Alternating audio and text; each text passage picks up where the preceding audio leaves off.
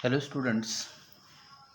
Yesterday in previous lecture we have seen that is the some basic grammar of English. Today we are going to start that is the tenses. We know that is there are the three types of the tenses. How many? Three types. That is present tense, past tense and future tense. Present tense ला आपण वर्तमान काळ, past टेन्सला भूतकाळ म्हणतोय आणि future टेन्सला आपण भविष्यकाळ म्हणतो. म्हणजे प्रेझेंट म्हणजे काय, सध्या घडत असणाऱ्या सगळ्या घटना ह्या प्रेझेंटमध्ये येणार आहेत. पास्ट म्हणजे before this time and future means after this time. Okay. आणि हे या प्रत्येकाचे 4 पार्ट पडणार आहेत. प्रत्येकाचे किती पार्ट्स पडणार आहेत?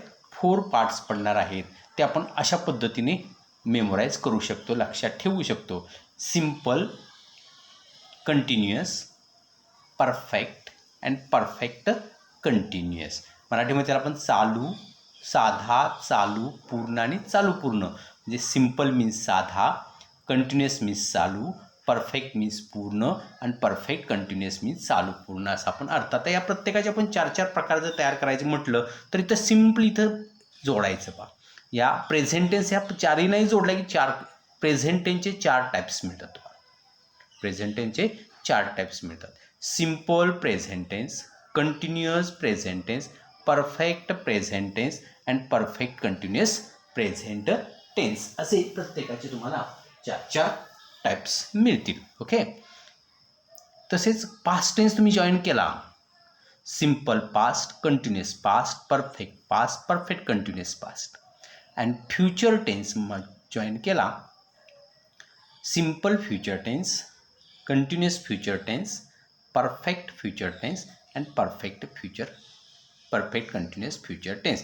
आणि आता प्रत्येकाचे मी काय केलं, हे 12 पार्ट्स झाले याचे. प्रत्येकाचे 4 × 3 12 पार्ट्स झाले.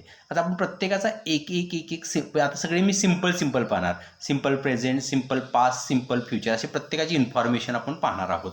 आता पहिला सिम्पल बघू, नंतर कंटिन्युअसची इन्फॉर्मेशन पाहू आणि नंतर आपण परफेक्टची पाहू. ओके. पहिला जो पार्ट आहे तो तुमच्या पुढे आहे, पहा. सिम्पल प्रेझेंट टेन्स, साधा वर्तमान काळ. आता यामध्ये सहाय्यकारी क्रियापद नसते. त्याला आपण सहाय्यकारी क्रियापदला आपण काय म्हणणार आहे? Auxiliary verb. म्हणजे आपण जे am is are, was were, have has had, do does did, can could, shall should, may must might need dare होतो, हे 24 जी ऑक्झिलरी व्हर्ब पाहिली होती सहाय्यकारी, याच्यातलं काहीच नसतं. याच्यातलं काहीही नसतं.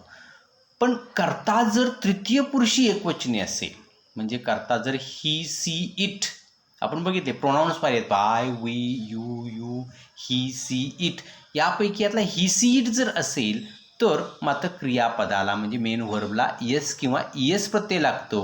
अन्यथा क्रियापदाचे V1 म्हणजे साधे रूप असते. म्हणजे थोडक्यात याच्यात मेन कंडिशन लक्षात ठेवा, याच्यामध्ये सहाय्यकारी क्रियापद नसते. क्रियापदाचे एस किंवा ईएस प्रत्यय किंवा V1 असतो. एस किंवा ईएस V1 असतो असं लक्षात ठेवा. मग त्याचा आपण फॉर्म्युला तयार केला आहे, पहा. S plus V plus O, subject plus verb plus object. S means subject, V means verb, O means object. मराठीमध्ये बघायचं असेल ते कर्ता, क्रियापद, कर्म. आणि ते तुम्हाला सांगितले पाहिजे. तर singular, plural, I, we, you, he, she, it आणि दे. आता आपण गो हे एक वर्ब आपण याच्यात जर का लिहायचं म्हटलं तर सगळ्या ठिकाणी गो येणार, फक्त ही, सी, इटच्या ठिकाणी गोज येणार. का तर मी आता म्हटलं येस किंवा येस प्रत्यय. करता जर तृतीय पुरुषी एकवचने असेल, he, she, it, third person singular, याला काय म्हणतात? F P means first person, S P means second person and T P means third person. Third person singular असेल तरच येस किंवा ईएस प्रत्यय, अन्यथा नाही. थर्ड पर्सन सिंग्युलर म्हणजे पट्ट दिशी तुमच्या डोक्यात येऊ द्या आता. ही, सी, इट सिंग्युलर. आलं लक्षात? हे सगळे सिंग्युलर आहेत, हे सगळे प्लुरल आहेत. म्हणजे लक्षात आलं? सिम्पल प्रेझेंट टेन्समध्ये ऑक्झिलरी व्हर्ब नाही. Am is are, was were, have has had, do does did, may must might, can could, shall should, will would यातलं काहीही नाही. म्हणजे इथं डायरेक्ट इथं असला तर इथं ऑक्झिलरी व्हर्ब इथं असतो, व्हर्बच्या अलीकडे असतो. कारण व्हर्बला हेल्प व्हायला पाहिजे ना, त्याला हेल्पिंग वर्बही म्हणतात. आता हा झाला एक टेन्स. आणि हे टेन्स सगळे वहीवर लिहून काढा, पाठ करा, तुम्हाला फार उपयोग होईल याचा. सिम्पल पास्ट टेन्स, त्याला आपण साधा भूतकाळ म्हणणार आहे. यामध्ये सहाय्यकारी क्रियापद नसते. क्रियापदाचे V2 असते, means second form of the verb. V2 means second form of the verb. S plus V2 plus O, त्याला मराठीमध्ये कर्ता प्लस V2 प्लस कर्म असं म्हणणार आहे. आणि मग ते सिंग्युलर प्लुरल नेहमीप्रमाणे I, we, you, he, she, it आणि दे या सर्व ठिकाणी V2च असतो, त्यामुळे चेंज काय नाही सगळ्यांना. आता गोच आपण एक वर्ब घेतलेला आहे, गोचा went went went went went असं आपण लिहिलेलं आहे. लक्षात घ्या, हे दोनच टेन्स असे आहेत याच्यामध्ये काय नसते, ऑक्झिलरी वर्ब म्हणजे सहाय्यकारी क्रियापद नसते. हे फिक्सच लक्षात ठेवा. हे दोनच टेन्स असे आहेत, सिम्पल प्रेझेंट पास्ट. पाठच करून ठेवा, सिम्पल प्रेझेंट टेन्स आणि सिम्पल पास्ट टेन्समध्ये सक्रिय नसते. याच्यात V1 असते, याच्यात V2 असते. समजते का पहा. आणि हे जर समजलं असेल तर आपण तिसऱ्या टेन्सकडे जाऊया, तो सिम्पल फ्युचर टेन्स असणार आहे. हा तो सिम्पल फ्युचर टेन्स आहे. थर्ड जो आहे तो simple future tense. Simple future tense. आता याच्यामध्ये कसं असते, शाल, विल यापैकी सहाय्यकारी क्रियापद असते. शाल किंवा विलपैकी सहाय्यकारी क्रियापद असते. आणि क्रियापदाची V1च असते. जसं फर्स्टमध्ये आपण बघितलं V1 असते, तसेच याच्यामध्ये सुद्धा V1 असते. फॉर्म्युला काय, S plus shall oblique will plus V1 plus object, म्हणजे मराठीमध्ये कर्ता plus shall oblique will V1 plus कर्म. I, we, you, I, we, you, he, she, it आणि दे. आता इथं लक्षात ठेवा, आय आला की फक्त शाल येणार आहे, बाकी सगळ्यांना विल असतो. इथं लक्षातच ठेवायचं, आयला फक्त काय येणार आहे, शाल येणार आहे, बाकी सगळ्यांना विल येणार आहे. हे लक्षात ठेवायचं, फिक्सच लक्षात ठेवायचं. आणि गो म्हणजे हा V1, प्रत्येकाला V1च असतो. म्हणजे लक्षात ठेवा, सिम्पल फ्युचर टेन्समध्ये V1 असतं, शाल किंवा विल असतं. हे झाले सिम्पलचे 3 प्रकार, सिम्पल प्रेझेंट, सिम्पल पास्ट आणि सिम्पल फ्युचर. आता कंटिन्युअसचे 3 प्रकार, continuous present tense. Continuous present tense. आता याचा फॉर्म्युला वेगळा आहे. याच्यात कसं आहे पहा, M oblique is oblique are पैकी सहाय्यकारी क्रियापद. म्हणजे याच्यात कुठलं M किंवा M इज आर. आता मगाशी आपण बघितलं सिम्पल प्रेझेंट, सिम्पल पास्ट टेन्समध्ये सहाय्यकारी क्रियापद नाही पडता M इज आर आले पहा.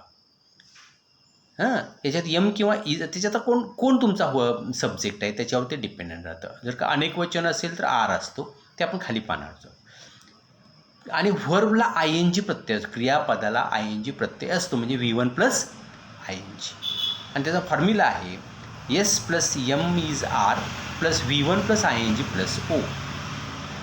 कर्ता plus M is are plus कर्ता plus M is are plus क्रियापदाला ING प्लस कर्म.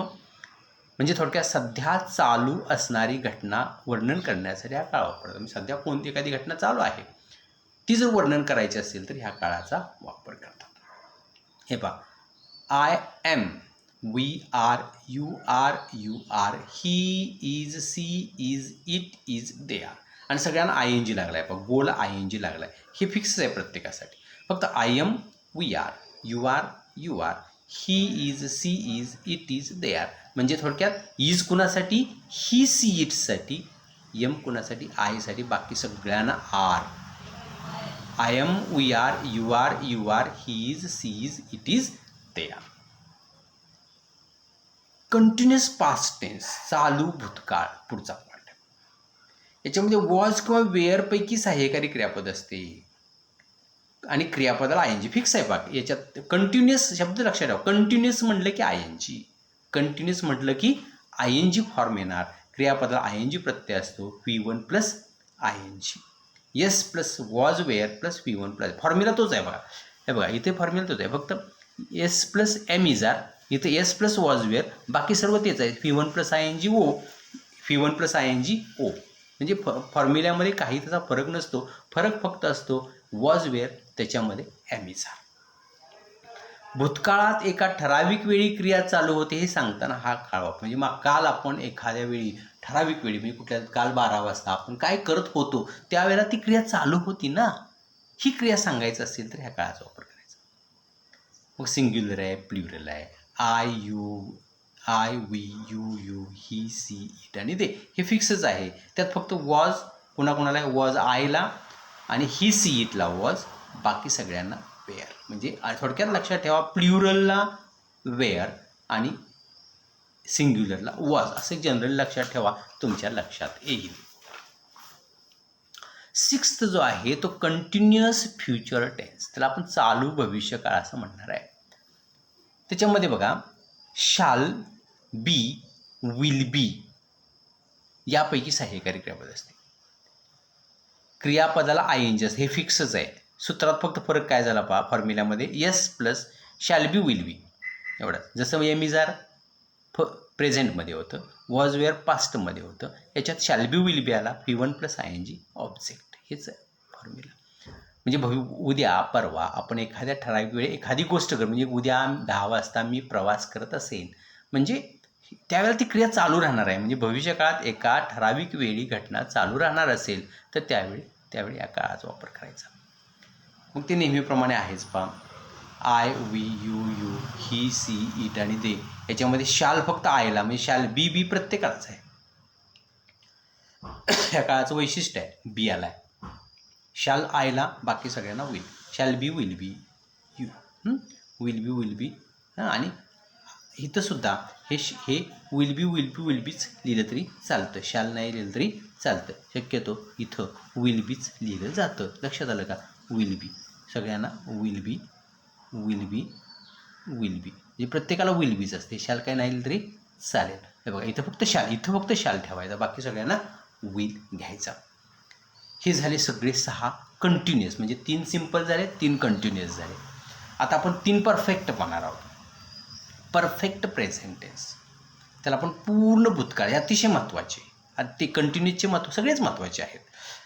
त्याच्यामध्ये हॅव, हॅज यापैकी सहाय्यकारी क्रियापद असते. क्रियापदाचे तिसरे रूप असते V3. मी तुम्हाला V1, V2, V3चा एक चार्ट देणार आहे, पण त्याच्या अगोदर तुम्ही लक्षात ठेवा V3 असते तिसरं रूप. म्हणजे कसं, make, made, eat, ate, eaten हे तिसरं रूप, सिंग, सॅंग, संग हे तिसरं रूप. तसं yes plus have oblique has plus V3 plus हे त्याचं सूत्र झालं. एखादी घटना नुकतीच पूर्ण झालेली असेल व त्याचा परिणाम अजूनही शिल्लक असेल तर हा काळ वापरतात.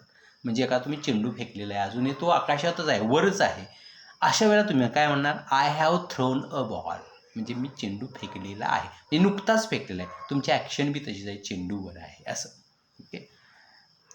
मग आय कोणाला असतो बघा, हॅव कोणाला असतो, बाकी सगळ्यांना. फक्त लक्षात काय ठेवायचं, I, we, you, he, she, it, they हे फिक्स आहे. फक्त इथं हॅज ह्या तिघांना असणार आहे. हॅज ह्या तिघांना, कुणाला, ही, सी, इटना फक्त हॅज असणार आहे, बाकी सगळ्यांना हॅव असणार आहे.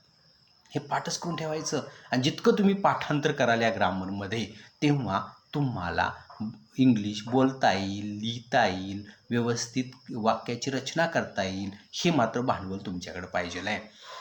परफेक्ट पास्ट टेन्स नेक्स्ट आहे, पूर्ण भूतकाळ आपण म्हणणार आहे. याच्यात फक्त हॅडच असतं, बाकी हे काय फार विशेष नाही आहे. हॅड असतं, वरच्यासारखंच क्रियापदाची V3 असतं, yes plus had plus V3 plus O. एखादी घटना भूतकाळात नुकतीच पूर्ण झालेली होती असे सांगायचे असल्यास या काळाचा वापर केला जातो. याच्यात काय विशेष असं नाही. आय प्रत्येकाला हॅड येणार, I, we, you, he, she, it, they सगळ्यांना हॅड येणार, कुठंही चेंज होणार नाही. लक्षात घ्या. हा झाला तुमचा 8 नंबरचा काळ. आणि 9 नंबरचा काळ जो आहे तो perfect future tense. Perfect future tense याच्यामध्ये शॅल हॅव और विल हॅव पैकी सहाय्यकारी क्रियापद वापरतात. क्रियापदाचे V3चं आहे, मग subject plus shall have plus will have, हे लक्षात आलं का, subject plus shall have will have plus V3 plus object. खाली लिहिलं आहे, shall have will have V3 plus object. नेहमीप्रमाणे आयला फक्त शॅल, बाकी सगळ्यांना विल. आयला फक्त शॅल, बाकी सगळ्यांना विल. आय शॅल हॅव गुण, वी शॅल हॅव गुण, यू विल हे बाकी सगळ्यांना सेमच लक्षात घ्या. आणि हा जो आहे तो परफेक्ट. आणि हे काय मात्र हे फक्त लक्षात ठेवा, विशेष असायचे काही हे वापर कुठे जास्त होत नाही या तिघांचा. Perfect continuous present tense, S plus have has, been plus V1 plus ING object, हे काही जास्त उपयोगाचे नाही. फक्त आपल्या वहीमध्ये लिहून ठेवा. एवढा स्टडी करून ठेवा. राहिलेला भाग आपण ग्रामरचा उद्या. आणि मग उद्यापासून आपण आपल्या लेक्चरला म्हणजे आपला जो लेसन जो निम्मा राहिला आहे सेकंड, त्याला आपण स्टार्ट करूया. ओके.